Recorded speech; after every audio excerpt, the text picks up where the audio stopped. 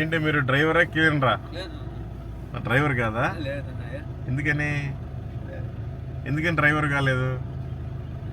అసలు డ్రైవింగ్ రాదా నీకు అస్సలు? నిజం చెప్పు. మరి డ్రైవర్ ఎవరు? ఓకే ఓకే ఓకే, మంచిది. ఏమన్నా చదువుకున్నావా? చదివించుకోండి. మంచి మాటలు, దేవుడి మాటలు. యేసుక్రీస్తు మంచి దేవుడు. తెలుసా నీకు యేసుక్రీస్తు? ఓకే. మీరేంటి ముస్లిమా? ఓకే, చదువుకోండి. అది ఖురాన్లో కూడా ఉంది కదా, ఈసాలే సలాం, ఈసు మసీ. Thank you, God bless you. ప్రియ క్రైస్తవులారా, చాలామంది ఎలా ఉన్నారంటే ఈ రోజుల్లో, కొంతమంది పాస్టర్స్ కూడా ఓన్లీ ఆ చర్చికి వచ్చే విశ్వాసులనే ప్రేమిస్తారు, ఓన్లీ వాళ్ళ కుటుంబాన్నే ప్రేమిస్తారు. చాలామంది విశ్వాసులు కూడా ఆ చర్చికి వచ్చే వాళ్ళతోటే ఫ్రెండ్షిప్ చేస్తారు, వేరే లోకస్తులతో ఫ్రెండ్షిప్ చేయరు. ఎందుకంటే వీళ్ళు కూడా లోకంలో కలిసిపోతారన్న భయం.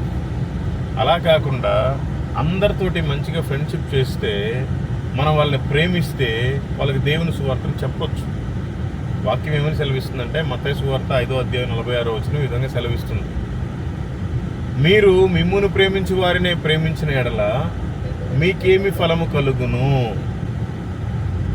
మనల్ని ఎవరైతే ద్వేషిస్తారో వాళ్ళని మనం ప్రేమించాలి, మనల్ని ఎవరైతే పట్టించుకోరో వాళ్ళని మనం ప్రేమించి దేవుని మాటలు చెప్పాలి.